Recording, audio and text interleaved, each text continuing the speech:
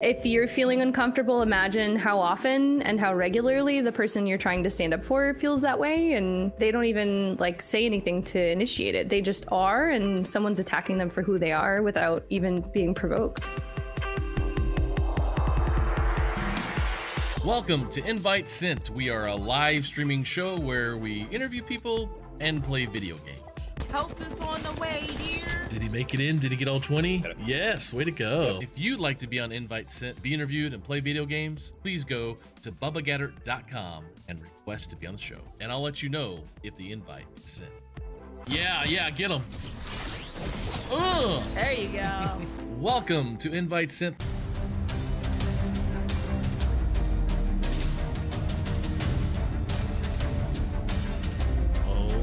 Boom!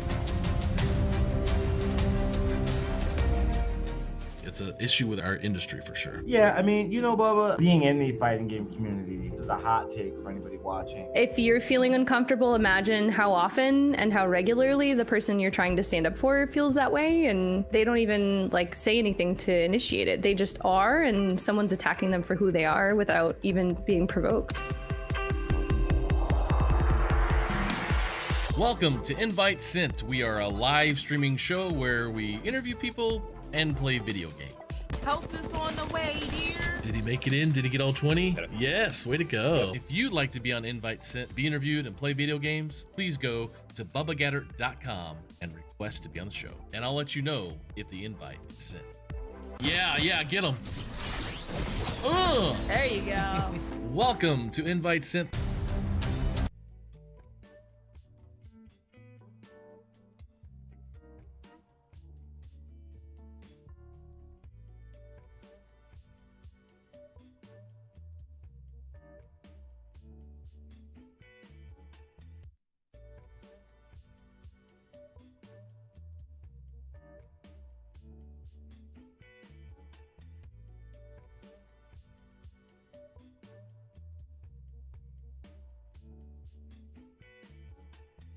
Okay, let's go. Welcome.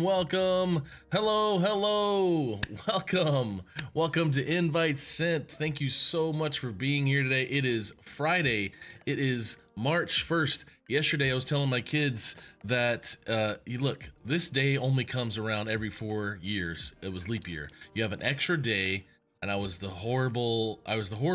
dad. I was my dad yesterday morning, and I was up early, getting my kids up before their normal time to get up for school. Let's not waste the day. We got an extra day. I totally am my dad. I'm sure my mom will be here on the stream later like she was last week, and we'll talk about all sorts of fun stuff. But hey, that was yesterday. We had an extra day. If you didn't know, it was an extra day on February 29th.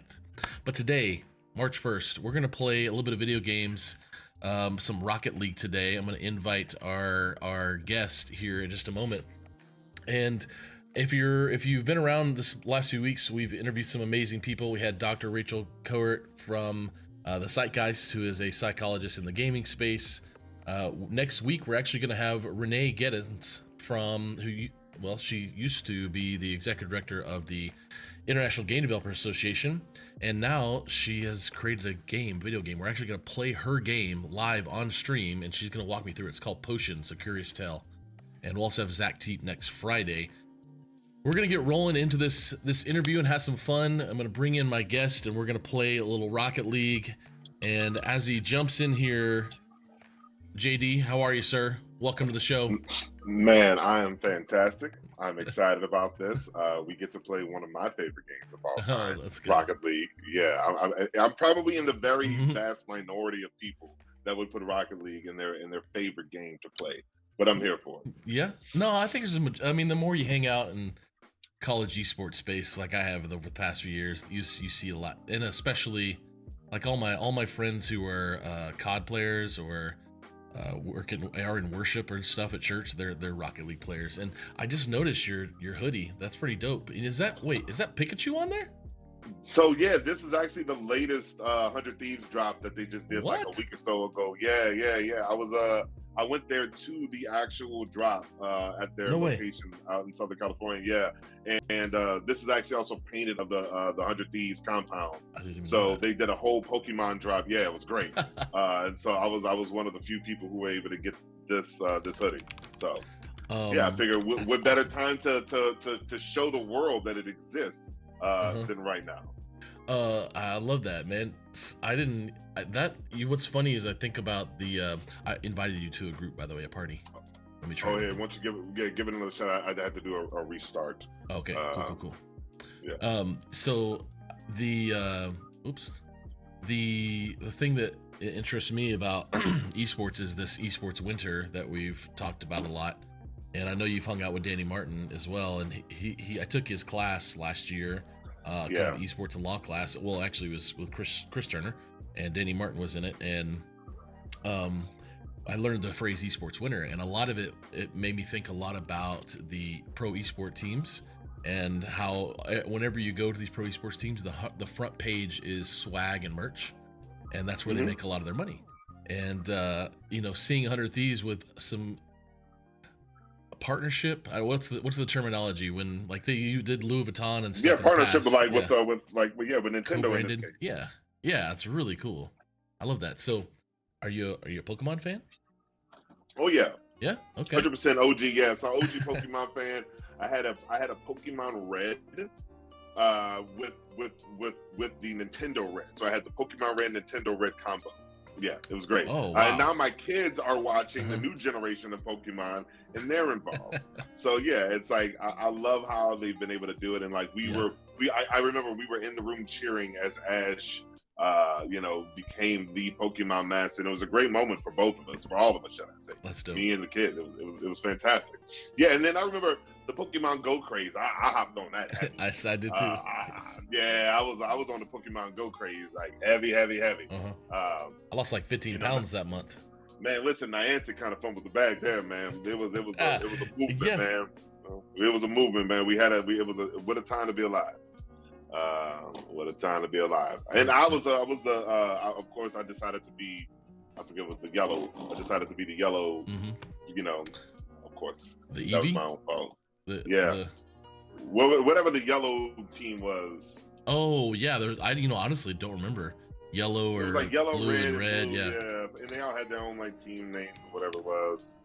All right, you got to carry me. So as we get, I honestly forgot my controls. This. I already forgot my controls from I played this last week. So, let's start out here. What was the first video game you ever played growing up? First video game I think at least from a recollection standpoint, like I feel like it has to be like the OG Mario, right? Oh gosh, I just blew that. I tried to get that as a boost. Dang it. No, that was my bad. I had an easy shot. Yeah, OG Mario, I think it's like maybe it wasn't the first exact game that I played, but it was the first game that I can like remember being like, like, oh, I'm playing this game. I'm obsessed with this. Okay, so were you Sega and Nintendo, PlayStation? Yeah, so it was mostly Nintendo. So we had the Atari, right? I do remember we had an Atari system, but again, I don't remember what's going on Atari. You're a millennial, I'm guessing. Yeah, 84, baby. Oh, and I'm getting some. And we're getting. You're gonna have to carry me, bro. It's all good. If I can, if my internet can stay afloat, we should be good. Here we go. There you go. There it is. Oh, I missed. Okay, you're gonna get a lot of those opportunities. Don't worry. Okay, sweet. Don't worry. Yeah. So I had one of my friends had Sega, so like I got to play. I remember playing like the original Madden when that came out. Right. I remember like Madden football and that being a thing with John Madden on the cover, like with John his Madden white polo shirt. Yep. Boom. So I remember That's that. right. And then I remember when because I went from Nintendo to Super Nintendo, so I remember when they brought out I forget what year it was or what it was, but when they brought out the Madden on Super Nintendo. I thought that was fly. And then for the longest time, I think I was probably near exclusively a sports game player, mostly like Madden football. Yeah. And then there was Halo. And then there was Halo. Halo took over. I'm 41. I graduated high school in 2000. So Halo for me, 03. So yeah, Halo in college. Basically, my roommate and I would fight about the constant like, there's no way you stuck that bomb to me, bro. There's no way. Oh yeah, I'm pretty sure I put a hole in the wall in our apartment in college. Oh my gosh. So I didn't get into Halo until the 360 came around, like with Halo 3. So like I went over to PlayStation for a little while, kind of like the PS2. I did the PS2 thing for a while. Nah, sir. Nice. And then Bush 1G. I don't know if you know these people. Bush 1G says what's up. He's on Twitch. What's up, Bush 1G? Rugged Nerd. Hello. What's up, James? Okay. They come here for folks? Rocket League. Let's go. Shout out to the Rock. Listen, sorry we're disappointing you guys. This is a warm-up game. It's like just like the problem. As the conversation gets better, I promise you the game. There's gonna be a lot of warm-up games for me. Oh, I'm gonna get this shot. Come on. No. Yeah. So the Xbox 360. Yeah, Xbox 360 was like, I think, like when we think about like where we are with esports and like competitive gaming, it was the Xbox 360 that did it for me. Obviously with Halo 3, but then Gears of War was my gizang. Nice. Oh yeah, Gears of War. Oh, big time. Gears of War is when I fell in love with like online gaming and competitive gaming, and I got to the place where we were doing like, you know, the online gaming as far as like with MLG and all of that. Me and my squad going down, you know, doing the MLG in the early days of just like, you know, meet me on the schoolyard and we just gonna do this. Let's get that. There you go. So we got plenty of time. Plenty of time. 2 minutes. Yeah, it's only 2-4. Is this casual or this is casual? It's casual. Yeah. Oh my gosh. Yeah. Don't worry. We're good. We're good. So Amon Green, I don't know if you've spoken with him or hung out with him before. I have not. Okay, he is definitely a Gears of War fan. He has like the big gun with the chainsaw or whatever it is, the saw on the front in like his. Ooh, yes, in his the Lancer. Yeah, the Lancer. Like he's got a makeup of it from in his background. Okay, I'm ready. You ready? Here you go. Oh, I missed. Too late. That was bad. I put too much sauce on it, man. I put a little bit too much sauce on that one. We need a little taparoo. Taparoo. Yeah. Oh, here we go. This is great. Okay, there we go. Yeah. So I started doing the Gears my of War fault. thing. There you go. No, that's perfect. That's what you're supposed to do. Nice. That's what you're supposed to do. We're on the same team, man. We're trying to get this dub. I told you, defense, and defense and assists, man. If I should show you, I might show you this. My what is it? My actual like assist. I should have went on that. That's my bad. My assist to center ratio. It's criminal. Okay. Like the amount of times I will center a shot versus the amount of actual assists that I have, it's ridiculous. It's a shame, really. But that's Rocket League, baby. Yeah. So I want to go early in your career here. You I was just looking through a lot of your media stuff, and over the years you have a lot of online presence over the years in different ways. Yes. And I noticed this your first video on YouTube was your one man band reporter.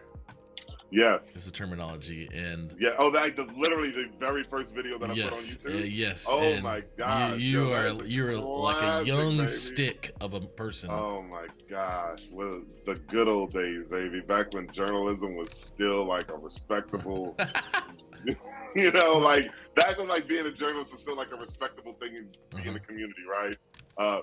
That was back at a network called KATC in Lafayette, Louisiana. It was a small market 137, and we still have a chance at winning this. By the way, don't sleep. Oh, I blew it. We had it. Out the wall. I'll get it. Oh, nice. Hey! Let's go. So it was a small little, small market, and that particular station is actually where I got my start. So I used to be a floor camera operator for the very same station. Yeah, making like $6 an hour, a little more than $6 an hour for 20 hours a week. But I was in, man, like I was in. So I wound up working my way. I wound up working my way to being, in that space, mostly because they were like, "Yo, kid, like you know how to shoot, you know how to edit, and as long as you smile when we toss to you, like I think you'll be okay. Like you know how to talk well. Like just keep smiling and you'll be okay." Oh. 2-second win. Here, we got this. Oh my God! I don't know if I can keep it in the air very long. Oh, pass it right to him. Yeah, man. I didn't stay back. Yeah, it's all good. It's all good. So that sort of gave me an opportunity, because I was in journalism. I had done some journalism, but like I was like, by the time I had done so much other things, like prior to getting this job, I was producing a college sports in Lafayette, Louisiana, like a local sports show, doing a bunch of different things. And so by this time, this was like my first real job, and the news director was the 10 p.m. producer that kind of like gave me my start of like doing some breaking news videography, like outside of just doing like the floor camera operating stuff, right? Okay, right. Built completely on relationships. She's like, "Listen, we have this thing, we're introducing this new concept called a multimedia journalist. You're gonna have to like shoot right, you're gonna have to like do everything, and we're gonna pay you less than the traditional journalist. You want to do it?" I'm like, "Hey, sign me up." So I wound up doing that, and listen, there was a lot of opportunity that I wind up getting from that. Sure. But that sort of ran its course, and then I started doing some other things. I got back into the New Orleans scene, kind of coming from Lafayette, Louisiana, back in my hometown of New Orleans. And at that point, I joined an organization that's called 2 Cent TV. Oh, okay. And I don't know if you saw any of that stuff online. A little bit. But basically, what we did was, what I particularly did on the in front of the camera side was basically dress up like Drake, and we would do like Christmas videos. You know what I'm saying? It was like a whole thing. And but behind the scenes, what we were doing is like getting into the infotainment space of like, once a year we'll do something entertaining, but for the most part, what that organization does is focus on how do we use entertainment the crossbar. Let me see if I can get up and get that in. There you go. How do we use entertainment to reach kids? And this is in like 2009, 2010. How we understand that kids don't want to read, like they're not interested in learning, but they're interested in being entertained. So how do we wrap the information inside of the entertainment? Yeah. And so many of the things that we would wind up doing, like we held a whole festival, because like New Orleans is big on festivals. We held a whole like literacy festival. I remember we gave a kid a bike just for reading a book on stage, right, in front of people, because we wanted to encourage literacy, because it was really more like we got some information about the school to prison pipeline before it was like called that. We understood what it was, and we had the data in front of us to kind of show what they were doing, like building prison numbers based on how literacy rates. Nice. And so we were like, well, if we want to, we can scream until we're blue in the face about stopping crime and the prison systems and all of that. But if we're not going to do something directly to try to curtail this from a different way, from a different approach, and at least with the tools that we have at our hands, which was like YouTube at the time, a Canon 7D and YouTube, man, like we right, by those standards, we were Scorsese. We were able to do those things, and doing that, then really, we went viral on the internet. We had 2 years back to back getting 1 million views, right? And then we took those back on World Star YouTube. It was crazy. Like Chris Brown retweeted it. It was the wildest thing. Like, so we learned very early, and this is 2009, 2010, like the power of virality, right? And the power of platform. And for me, it was like, okay, well, you know, we're kind of doing this as like a group of people, and we're just kind of having fun and doing the grassroots thing. I wanted to take what I was doing to the next level and try my hand at something bigger and sustainable. And that's sort of what led me to literally taking a one-way plane ticket on New Year's Eve, 2011, to Los Angeles, to just sort of being like, yo, I think I can make it in that town. That's amazing. Okay. Now there's a lot of stuff you did with athletes. I noticed you got dunked on by Luke Walton, Bill Walton's son. Ooh, get in the goal. Yeah. And this James Worthy and yeah. So what? So yeah, I mean, no, that all out? came from my relationship because my first job, my very first job when I moved to Los Angeles was working for TMZ. Really? And yeah. And listen, I'll say this, you know, what I learned in my very short stint there working at TMZ was just like, they understood how to get information out, and also learning like the game, like this whole game about like media and publishers and like, you know, how do they get stories and all of that kind of stuff. Very valuable information as far as technique is concerned. Now their content, I don't agree with, right? Right. Very obviously, they're very hard. There's a bunch of hardworking people. You can't do what they do without working your butt off. And so, you know, I think, that's see that right there? See that right there? My second job, so I was just like, well, I can't do this because, you know, I want a soul. So my second job was working for a small little production house where I was doing I didn't realize what I was doing, but I was the assistant editor on a clip reel for a show called Toddlers and Tiaras. Now, what I didn't realize, So what I didn't realize though is that some of the clips that they had me gathering was about this one little girl and her antics. And the clips that I was gathering, they wind up using those to create that show, Here Comes Honey Boo. So I was like, so you know, I'm like, right now I'm like 0 for 2 in trying to like do something positive with my life out in Los Angeles, and I wind up getting an opportunity to be a production assistant at the at then Time Warner Cable Sportsnet. Wow. Which was the Lakers so close. Which was the Lakers basketball network. Okay, right. Lakers, Dodgers. Well, it wasn't the Dodgers yet. We would get the Dodgers later. But yeah, in that role, you know, as a production assistant and then a content associate, that was the first time that I like got that title, as well as like working at that. It's just like the idea of like, oh, I'm going to be a content producer, and like what that means is like I'm not just being told what to do, but like I have to like come up with ideas as well for the show, right? And so like little micro bits that we would have for like our little social media based show called Lake Show, just coming up with little micro bits and micro segments. That was kind of like one of the things that I wound up getting myself getting myself involved in. And so, you know, when the dunk cam became very popular, it was like a thing. It was like a viral moment on the internet. That was like my first opportunity to say, hey, like, let's reverse engineer this process. Usually, like, we would get the, we trying to play these cats again? Or do we want to back out and find whatever. Yeah, whatever, either way. So I wanted to start to bring like, hey, instead of just creating content on TV and then that ends up on, and that winds up ending up on the internet like we typically do with these things. Let's create content from the internet on TV, right? And it wind up being you know, the guys loved it. That's a hot thing, right?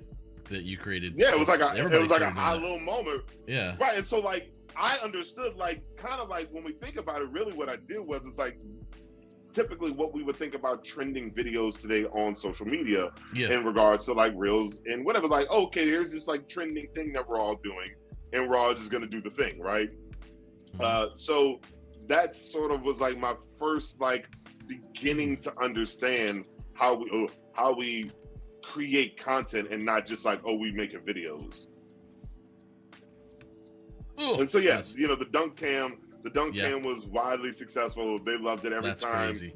Like every time Luke Walton wind up being a host on the show, we would wind up doing it because it's like, you know, like it's Luke Walton, for crying out loud. Yeah. So this kind of gave Luke an opportunity to be like, you know, nice. You know, it's not always about the aerials. Kids, if you're out there watching, sometimes having a controllable ground game is just as effective as a strong aerial game. It's not more effective than time because so much of the defense is, you know, everybody knows how to do aerial defense. Yeah, get on this ground game and see how that goes. Okay. All right. Learning, yes. Well, and that's mostly because I couldn't aerial, so I had to develop a strong ground. I had to figure out something to do to develop like a strong enough, like, okay, let me be like, for moments like this, like, you know, let me be respectable enough to where like, I'm not out here. I had to find a game, right? I had to find like a respectable esport. But interestingly enough, it was at Spectrum because, you know, we have so much, like when you're doing sports television, it's a very much a hurry up and wait situation. Oh yeah, right, sure. Yeah, we're like, you know, we get there at like there at 2 for a game that starts at 7, and so you know, and the show starts at 7, and so you're there at 2. There's a considerable amount of downtime, right? And then like when the shows are on, it's like it's a break. Like, you know, we did everything that we needed to do. So, you know, we typically had a few moments to just do nothing. Right. Yeah. And that was right around the time when PUBG Mobile came out, right? Oh, and so yeah. So like even while I was at Spectrum and, you know, working as an editor, so, you know, I wound up getting a few different promotions while I was there. One of which, like, I got, you know, that machine where you see like all of the X's and the lines and like as the guy's like running on a court and like you can see like the trail behind them. I think this is in like real sports, life. like real like in sports, like when you're watching like ESPN, and the guys have like the little line behind them that as they're trying to explain the plays. Oh yes. Okay. Yeah, like the play breakdown. So like that's a special machine. That's a special like soft. Oh, that's my bad. That was a double. Yeah, he gone. So I got to do that kind of stuff. I was working as an editor, but like again, downtime. Oh, cool. So a bunch of us started playing PUBG Mobile, and that was huge during that whole rise. And then again, downtime. I'm sitting there like streaming is just starting to come alive, and like you know, it's like PUBG and Fortnite, and so like you're watching like the old school days of like, you know, Cypher, Courage, and then Ninja and Tim and all those guys, like as things like H1N, like it's just kind of starting to hit the scene, and then Fortnite hits, right? Yeah. And then, you know, it's just like a fun game to watch people play because it's just hilarious. And I vividly remember watching the stream as Drake comes on with Ninja. Oh, no way. And I'm like watching it, and I'm like, yo. Yeah. And I knew instantly. In that moment the world changed. Yes, it did. You're right. Because it was the first time where now gaming is viewed as pop culture, right? You know, anime is kind of having that moment right now where it is no longer deemed as counterculture or laziness or whatever it is to participate in these things. And obviously, when you start to mix that with like cash prizes and all of that, that makes it even more tantalizing. Ooh, that was a nice shot. Yeah, it was very nice. What's he doing in here? The same thing we doing in here. Skill-based matchmaking? No. Yeah, right. And so during that time, I'm like getting involved with esports and like gaming. I'm asking my buddies who are like kind of a little bit more into the space. I'm like, yo, what's like a decent game to like play that's not a shooter?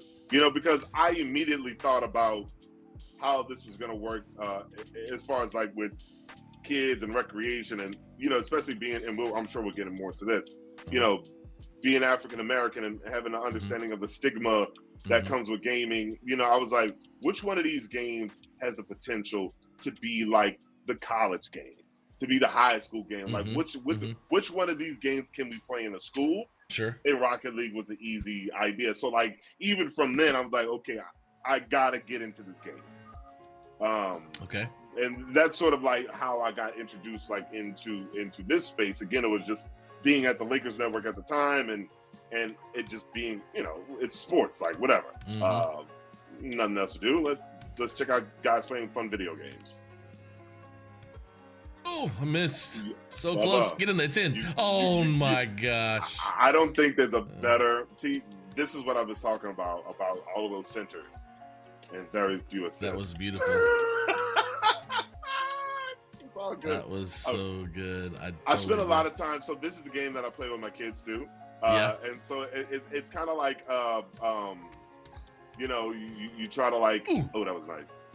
You try to like throw the ball to them so they can like hit the ball, put it on the T-ball. I do a lot of that with them. So okay, like, that's cool. I practice like centering the ball, so like all they got to do is just hit it. When I play this with my kids, it's like that the scene in Sandlot. Just go out there and hold your hand up. When I play this with my kids, they are the ones teeing it up for me. And I when I play this on the show, oh my gosh, let's yes, good D. Get that last second goal. Let's go. We'll hit the ground. Just 1 millisecond. Oh, so close. Yeah, and usually my kids are teeing me up because right now I'm playing on mouse and keyboard, and I know I am gonna get reamed every time I say that, but I just am. It's easier because my computer is so difficult to hook up my controller with. Oh really? Okay. Yeah, I'm definitely controller on Xbox controller for this one. Yeah. Great game though, man. Rocket League. Yeah. I love it. You know what? One of my favorite parts about Rocket League is the tolerable amount of toxicity that it's like that's a part of the game. It's kind of like WWE. In a sense, it's like the chat is like your little opportunity to cut a promo sometimes. I think just the right dash of toxicity actually makes Rocket League a little more enjoyable to play. Yeah, it's funny because at one point, League of Legends had like the top toxicity, like ranking, and there was a ton of research around it. And then somebody the other day was telling me how what game was it? They were saying this some other game is way worse. And I thought, how can it be way worse? Well, it was COD, right, James? And James, thank you for the donation to the foundation, buddy. Appreciate it. Yeah, COD is definitely in multiplayer for sure. Oh, for sure. Some of the most. Oh, for sure. I played yesterday, and I haven't played in a long time because all my friends we played during COVID from church. That was the way we could hang out. Right. And gosh, playing yesterday. Ooh, nice shot. Ooh. I could have did a little bit more. You know, I really just. It's pretty bad. Most games I just turn the chat off because I don't want to hear them. I don't want to get harassed about how I play, first of all, and I definitely don't want. All the pros who hang out on the multiplayer circuit. Yeah, right. But at the same time, like this is a conversation I have with a lot of female non-binary people about the idea of turning off their. The debate is if games are so bad and you don't want to hear them say anything to you, just turn off your voice chat. Well, that's not going to fix the problem. It's just gonna put a band-aid over it. So I guess talking about toxicity and gaming, let's dive into I want to if we dive into what you do right now with your org, as well as let's talk about how and just because you're African American guest, let's like when there's a female guest, let's talk about female toxicity. For sure. But I think why not? Nice the flip reset. Why not talk to someone who lives it and is an expert in it rather than have another white guy on here and talk about this stuff. So, when you're doing what you do with students and kids, what are you doing first? And then let's talk about is there any training or etiquette about gameplay or toxicity? Oh, nice. Yeah. So, I think where we're at with our kids specifically, what we want to, I think for us, our biggest thing is creating safe spaces, right? And safe spaces look different for everybody. Okay. and we want to be cognizant about what that looks like for everyone, right? And so, like, for some, a safe space may be literally somewhere that is safe for them physically, mentally, and emotionally to play Grand Theft Auto. You know, like that might be the baseline for us, because it's like, here's a kid who otherwise may not get a meal, who otherwise may be in a legitimate dangerous situation in regards to their living situation. If we can create a space where this young person can come and feel comfortable, and then at some point in time open up to us. I'm getting some bad laggy really quick, so part of my play, folks. I think that if we can create spaces for those young people to feel like, oh, I can come in here and I won't be judged for, you know, having an ankle bracelet on, or I won't be judged for the fact that I just got out of juvie or something like that. Like, this is somewhere where, like, and not only not be judged for it. Yeah, buddy. Here we go. I know what'll help. Let me unplug that. There we go. I think we're getting better. I had some things plugged in. But yeah, no, you know, if I can go to this place and not feel like I'm gonna be looked at or looked down on, and then also like here's some place for some potential resources, then I think that the conversation about toxicity has to also be within that space. And so for us, what we like to just like, first off, like, be respectful. Yeah. Like, that's just a general rule. That is a top-down rule, right? Be respectful for the equipment, be respectful of people's time, be respectful of the people in here. Like, and so, you know, if we have people in here who identify as a certain thing and how you are talking this day, you know, it may be a safe space. And again, and this is a very I know, sensitive subject for a lot of people. God, I missed again. Right? We're not gonna sit here and let a group of kids be derogatory towards any people group, but we're also we understand how kids talk when nobody's around, right? And so it's really like finding that sweet spot. And so what we found, you know, the program that we have right now and everything that we're doing in the city of New Orleans, we started. And what's the name of your program and your organization? Yeah, so the organization, so there's a lot happening. So we have a few things. So we have you know, what's called NOLA Grown, and NOLA Grown is our educational sort of community educational training, anything that kind of do like with the games industry outside of actually playing, right? That's NOLA Grown. And so as we talk about, you know, partnerships like with esports or whatever, that is through our NOLA Grown relationship. Now, when it comes to esports, we have what's called Storm Surge Gaming, and Storm Surge Gaming is very much like, you know, imagine if FaZe Clan wasn't for, instead of it being like for like rude like college humor crowd, it's more like about community mentoring and reaching kids through gaming, and then like using the esports as like team building and recreation and doing things of that nature. And so, you know, that's sort of how we had things split up. But generally speaking, the idea for both of those things was out of in 2022.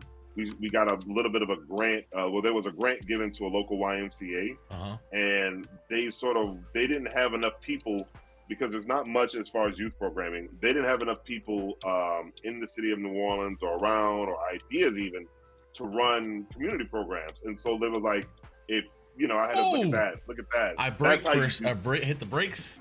It worked. Calculated, baby. Calculated. Or it was an accident. Oh, and you tapped me in the butt. Perfect. You gave me a little boost to shoot it. That's the second time. Right. You got it. You got to take the shot. So, you know, a friend of a friend was like, hey, buddy. A friend of a friend was like, hey, I know this guy. He's got this like idea for like video game recreation, because it was a summer camp, and it was like, great. And they said, hey, what do you need? I gave him a whole spec sheet. I was like, I need 10 computers. I need 10 PCs. It was very important for me to build this idea off of PCs. Okay. While I think now, And what community are you? I mean, like, what's the So we're makeup of the community? The demographic. Yeah, we're talking about young African American kids, right? Okay. Nice. Who don't typically see, and poor young African American kids who would never see a machine like this otherwise, right? We're just that level of exposure and just that idea of like, man, this looks expensive. Yeah. Somebody's investing some real money in me. I should probably behave. You know what I'm saying? Okay. Because this is a real opportunity. So we wanted to make it to where it's like, yeah, you can go home and play your PlayStation, but you don't have one of these bad boys. That's right. That's great. Right. Feel, and so that do you feel like there's a because African American community is so heavily focused on console and sports simulation and fighting game, like what are you trying to teach? Is there opportunities you're trying to provide maybe with the PCs as well, because of how systemic problems there are with collegiate esports, high school esports, in the sense of what else would we play on besides PC? So like, it's a barrier entry, right? And so like, I think when we think about this industry historically speaking, we're talking about a group of people, African Americans, we just didn't have access to high-end PCs. Like when we're talking about the larger sort of like socioeconomics of Black people, and then again, the stigma of like, you're not about to sit here and waste time playing these video games because you're wasting time when you could either be working or learning. Sure. Right? Because it's like, those were your two options growing up Black. Like you either are going to be learning or working, or like learning or working, and you're learning and so you can work. You dig? All of this, what you're talking about playing games, you need to cut that out. So, when I think about some of the systemic issues within esports, I'm willing to give esports a pass, right? Okay. At least through one generation. Because if you're gonna build an industry, you need people with the access, right? Oh, so close. You need people with the access to the machines. And so like when the VC money comes in, who has it? Like who has the access? So like for me also, I think of so that's like the social and economic piece of this, but also like in learning, I had to understand like, having, frames win games, like understanding that concept, right? And that like, again, in 2019, kind of going back from a history standpoint, and like in 2019, when I was working then as a news journalist, from being in sports and now working as a news journalist and being able to do these reports on riots and hanging out with Rick Fox and, hanging out with the Lee Trinks of the world, like I really got a very vast, in-depth, like crash course, if you will, in this whole thing, which led me being to like, hey, if they could do this out here, this thing gonna smash when we bring it to New Orleans. Like, I just have this like extreme confidence that as soon as the esports hits New Orleans, it's like we're gonna get out of the winter. I just truly believe that New Orleans is built for this, right? Yeah. And so, I kind of lost track of. I'm trying to like win this game. I hear you. Oh yeah. I remember where I was. And so with the concept of like getting high-end PCs, I wanted to remove every single barrier possible, so that to then also remove every single excuse possible. Okay, like once we get our kids online with high-end PCs and we start to really build a community around high-end esports and competitive gaming, my belief, generally speaking, when I'm banking this all on, is that we're just gonna wipe the floor with everybody. Like honestly, like that's just like, this is just not a competitor in me talking, but I genuinely believe that when New Orleans comes online, the next great esports superstars are gonna come from this city. Like, and when we talk about changing the dynamics of the industry, it's gonna happen in New Orleans, because that's just, again, this is me and just sort of like being the undeniable defender of my city. I just think it's still one of the greatest American cities. It's one of the greatest untapped cities. We're one of the most entertaining groups of people. The arts that we possess, the skill sets that we possess to do these things, we just need the opportunity. And I have a fervent belief that our young people in the city just need the opportunity. And let's be frank, the first wave of esports has mostly been young white males, right? Yes. The And second Asian, wave of and Asian kids, right? We're starting to see a second wave of esports. I think with games like Valorant bringing in a LGBT. We still haven't had the Black immersion, the African American immersion inside of what we're deeming as esports. Yes. Now, I love what we're seeing with FGC. I love what we're seeing with Capcom Cup. I love that Evo is becoming like a premier event. But I want to see a group of kids from New Orleans win the League of Legends championship 100%. and then hit the gritty across the stage. Yes. You dig? Like, that's what I'm waiting for. And I think that once we start to see an African American adaptation into this beyond just like, oh, Drake goes on stream, but like when you get your first true crossover athlete, because that's what we're also looking at. Like, we know that like in New Orleans, we're going to produce a pro athlete every year. Every year we're going to get Justin Jefferson or whoever it is, like either LSU or New Orleans is going to produce an NFL or NBA player. Wow. Right now, we have NBA and NFL players who go on stream. What are we going to do when the first championship that the national championship quarterback won happened to be a Rocket League championship when he was in high school?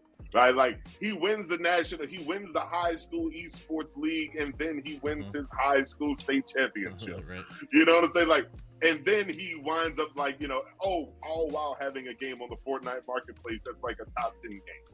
Like, when that kid starts to be like, and I believe that kid exists in the city of New Orleans. Yeah. Wow. I wanted to bet on that, right? Because it's like, where else would that kid come from? Like, where else would a person with that, you know, with an insane amount of talent and giftedness, and like we've seen it throughout history, be it the Louis Armstrong, you know, and more recent history with like Lil Wayne. Yeah. We have so many different actors. We've got John Baptiste, you know, the birth of gospel music and rock and roll and jazz and blues, like all of that's come through the city of New Orleans. When we think about all of the cultural things like the Mardi Gras and the second lines and the jazz music and all of that, there's so much untapped potential creatively, in my opinion, for the city of New Orleans that like we're gonna breathe life into each other. I blew that. I love that, man. I'm sitting there going on and on. And where are they gonna?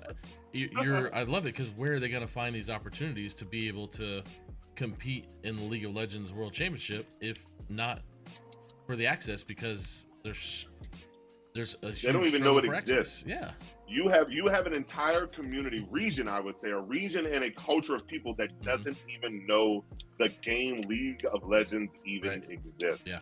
There's so much potential and opportunity. So while I understand while somebody could say like, hey, we're in an esports winter, like, I don't know, like I don't mind that, because like after the esports winter has to come the esports spring, right? love that positivity. Yeah.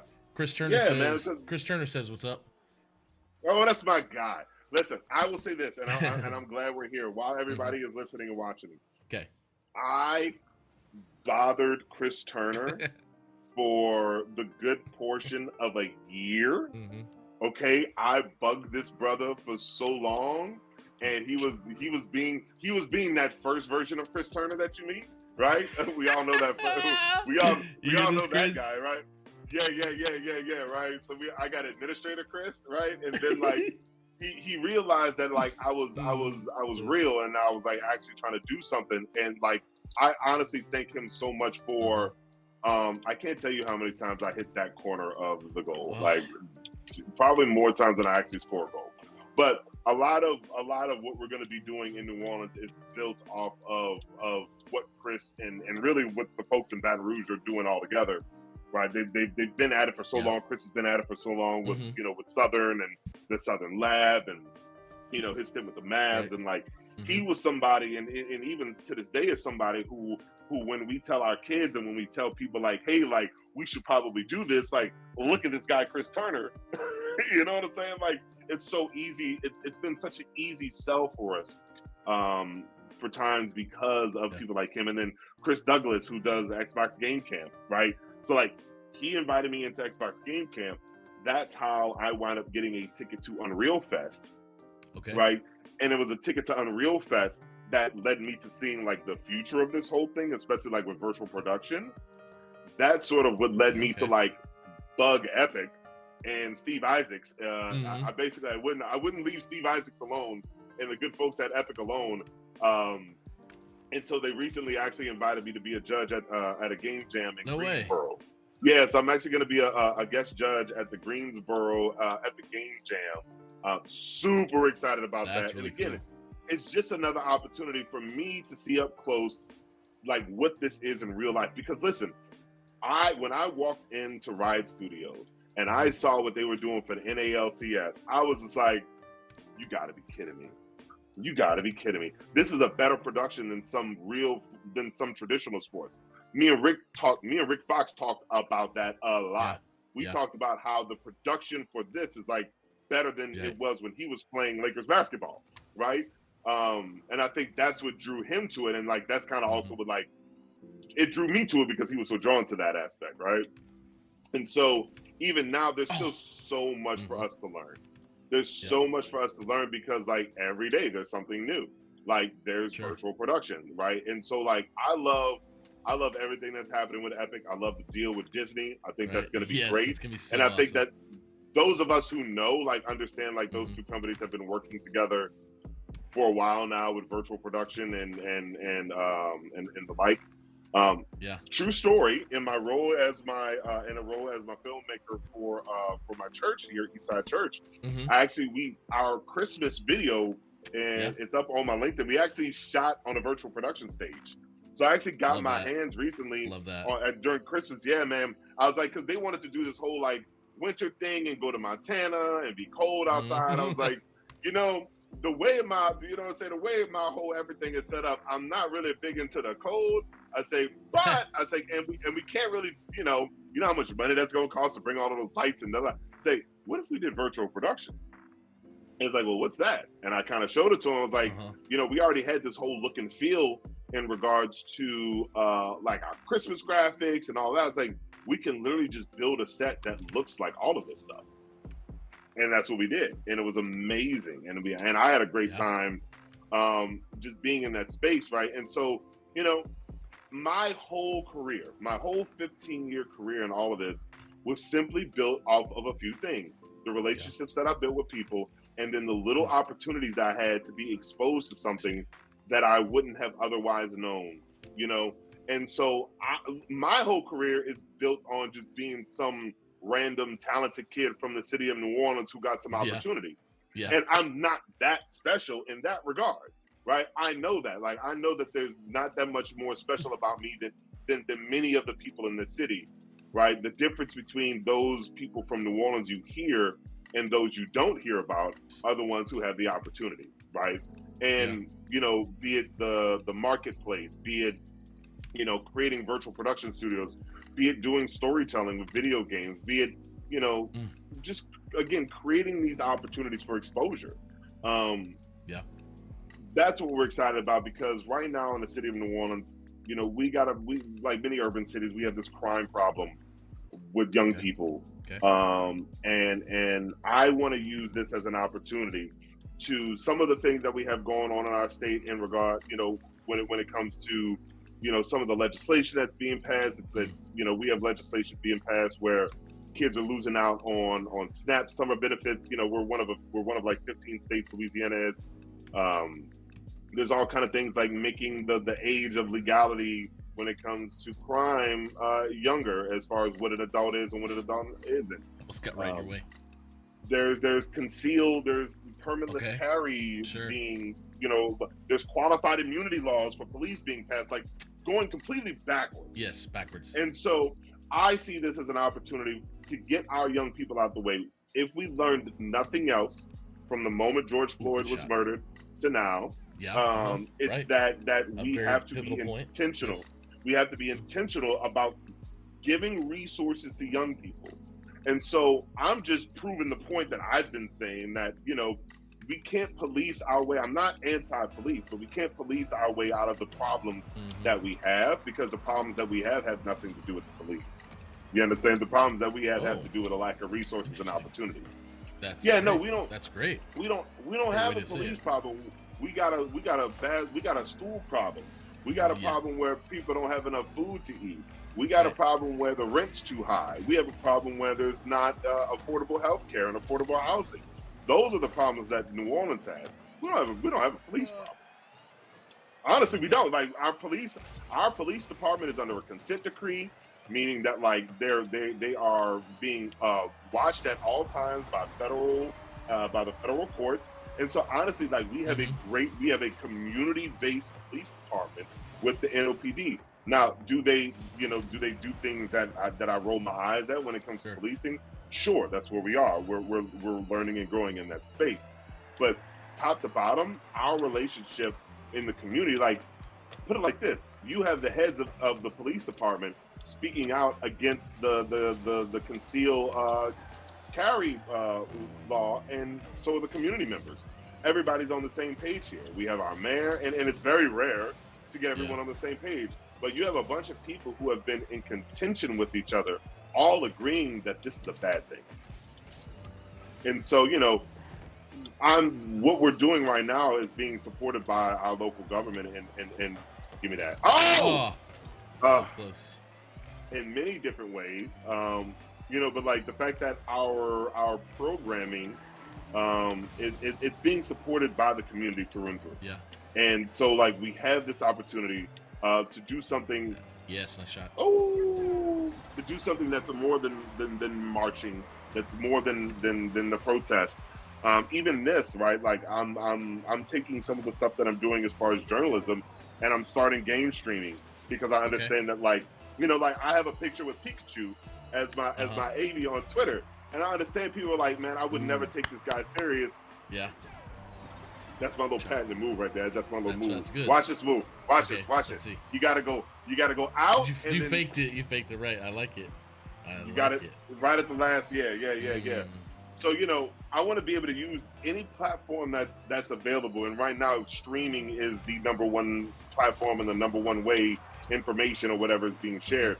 So why wouldn't I try to get into these spaces to make sure that like the people in these spaces are being informed of things that are It's all good.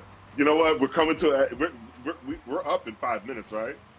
Yeah, it's okay. Yeah, so why not end this with a great overtime match? You know what I'm saying? All right, I'm playing D right here. See if I can get Ariel to save us. Here we go. Watch this. Here we go. We're gonna do it again. We got it again. Had it. I used your move a second ago. We got it again. All right, that's set up for you. It is. All right, here we go. Okay. You go. I'm playing. All right, you go. All right, we got this. All right, I'm about to go into like super sweat mode real quick. I gotta lean forward. Y'all know what time? Oh no! No. Oh, we good. We can manage that. Let's go into super sweat mode because I think we have to get this done for the people. Just for the people.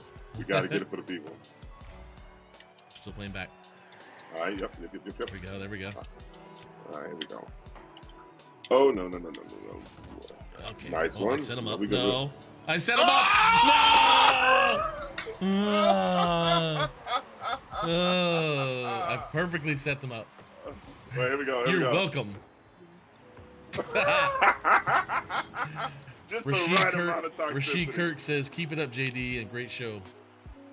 Thanks, Thank you, man. I appreciate it, man. And I look forward to, man, this is such a great community. I love the gaming space. I love the gaming community, man. It's such a great space. And I look forward to, man, we were able to skip the line in a big way. And I think that, here's our biggest thing, and I want to leave leave with this, is like, our whole thing is like, especially when it comes to the pipeline, is something we're calling care, right? Like, how do we plan on doing everything that I just talked about? It's through care, which is cultivation, alignment, refinement, and elevation. Cultivation, we're going to be bringing these kids from outside to inside by any means necessary. Alignment, we're going to get them to understand that the skill sets that they possess are these transferable skills into this massive industry, this multi-billion-dollar industry, right? The refinement piece is that working with people in the industry, the Chris's of the world, both of my guys, right? How do we refine these skill sets so that way that we can create this amazing workforce that everybody in the industry is going to want one of these kids out of our program, and that's the elevation piece, right? That's the role that I serve as our director of elevation. Okay. Yeah, exactly. To elevate. To elevate, man. Yeah, we want to get these kids really, like, the idea is that they need work. Like, our community needs resources, and we don't want to do the handouts. Like, we also understand that, like, you know, we went through this whole thing with Hurricane Katrina, and we understand the concept of, like, waiting for Superman. We don't want to do that. Like, we have the ability within ourselves to get ourselves out of this position. That's New Orleans. That's who we are. That's what we're known for. And I just truly believe that, like, we have the opportunity to do that again with this industry. Well, JD, it's been great learning from you. That's what I really wanted to do today, is really learn from you and just have people hear from you. You made it easy for me to not have to go through my list of questions, because you just covered everything excellently. But I still am going to give you the 60-second hot seat to be able to have the screen to yourself, promote websites, socials, talk about whatever you're working on, anything you want to share in 60 seconds. You have the hot seat. It's yours. Look, what I really want to do is encourage everybody out there within this space to really be intentional about why we're in these spaces. Yes, it's fun. Yes, there's a lot of money to be made, but there's a golden opportunity that really all of us have while we're in this space to change kids' lives. We do have a situation now in New Orleans, like I think many, you know, impoverished communities, where our kids are sort of being targeted, if you will, just for being kids. Yes, do we have problems where people are doing things they shouldn't be doing? Absolutely. But I believe that we can, if we create children who are fixed now and that we can repair them now, we don't have to repair broken adults later, which is much harder. One of the things that we always say is that the kids who do not feel the warmth of the village will burn it down to do so. And I think that's what we're seeing right now in society. We have a bunch of kids burning down the village because nobody wants to reach out to them. If you're out there, I want to encourage you to keep going. If you're doing this stuff in these spaces, I see all of you. Thank you guys all for the encouragement. You're a huge role model for everything that we're getting ready to do in New Orleans. And I thank all of you for every bit of the work that you've done to bring the industry here now. That way we can offer this to our kids. So I don't know how much time I got left, but that's my spiel. That's great, man. That was great. JD, it was great getting to know you and hang out and letting you carry me. I totally let you because I'm so good at Rocket League. Yo, man, sign me up now. I think I might hit the Dad Rocket League league. There's a Facebook group called the Dad. There we go. I might make some appearances. The Dad Rocket League. Okay, I'm down for that. I'll take some lessons. There we go. Appreciate you, big brother. Yeah, man, appreciate it. I'm gonna shut down the show. You can close that control center room, and hey, stay amazing, sir. Thank you, man. Have a good one. Too. All right, everybody. Thank you so much for coming today. I appreciate it. Man, JD's really, really cool guy. Great show. Thanks, Rugged Nerd. Thanks, James. Thank you so much for the donation as well. Man, it was fun really getting to know him because he's just so passionate. And I know Chris Turner out there, you agree. And it's fun to just have another great outspoken person in our space that is talking about gaming and esports. And especially in the African American community, we need more voices, and we need less of me, less of people like me in this space. So thank you. Next week, Wednesday at 9:30 Central, 10:30 Eastern, Renee from her game is Potions: A Curious Tale. We're gonna be playing her game that she created. It took her 10 years to create, and we're gonna be playing her game. And next Friday, we'll have Zach Teep on the show. And on the 14th, we're gonna be doing the Rave show, the Rave Esports show at West Point. Let's see, Army West Point Esports. Their actual esports facility they got built with Extron. We're going to be interviewing Victor Castor, and he's going to be showing us the amazing new esports arena that was built at Army West Point Esports. And it's just going to be amazing and fun. So thank you guys so much again. I really appreciate it. Stay amazing. We'll see you next time. Bye.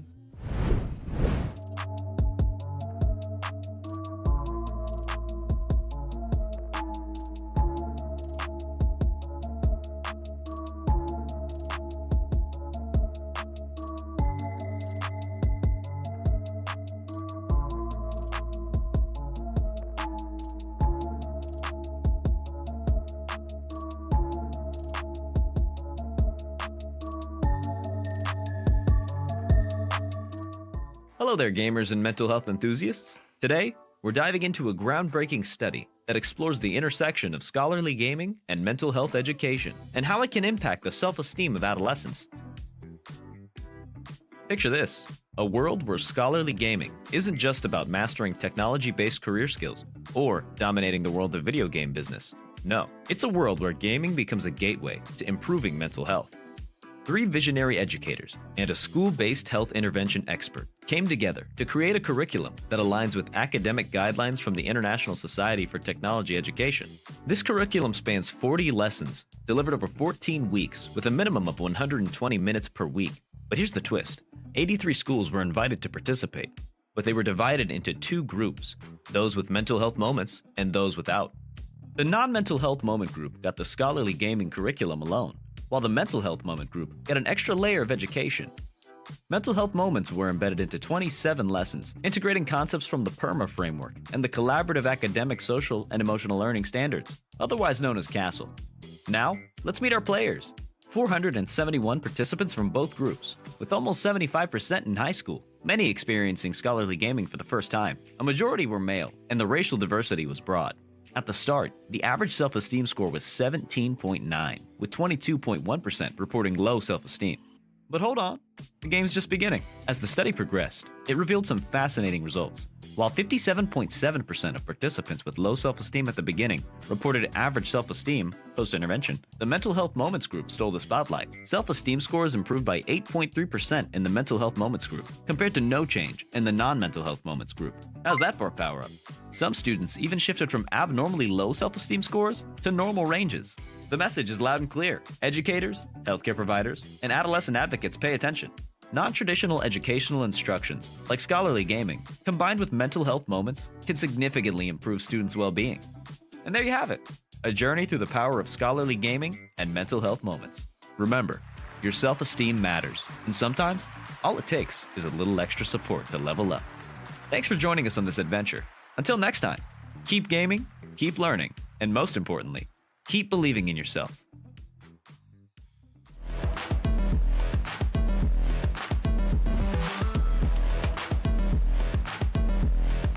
It's making history at CECC.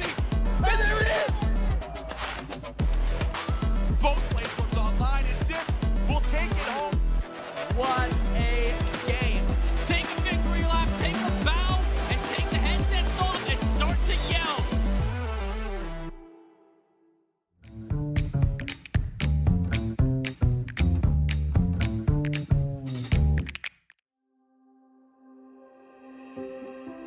Life is busy. Every day we ask questions like, what's happening today? What should I wear? How am I going to fit everything in? But then there are bigger questions like, why am I here? What's my purpose? Where am I heading? Is there more to life than this? These are some of life's big questions, but there's rarely enough time to think them through.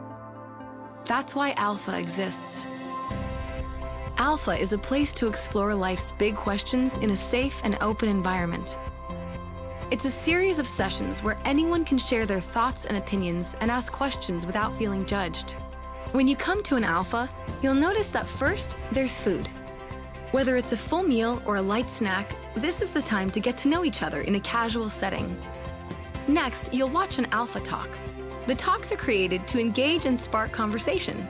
They explore big issues around faith from a Christian perspective. After the talk is a time for discussion. This is the most essential part of any Alpha. It allows everyone to share their own opinions on the ideas presented in the talks. It's a time for people with different thoughts, beliefs, and experiences to ask honest questions and have open conversation. Every week, there are guests coming for the first time to an Alpha in their community. Alpha is for everyone, regardless of background or beliefs. There's no pressure, no follow-up, and it's completely free to attend. Come and explore life's big questions. Find an Alpha near you today.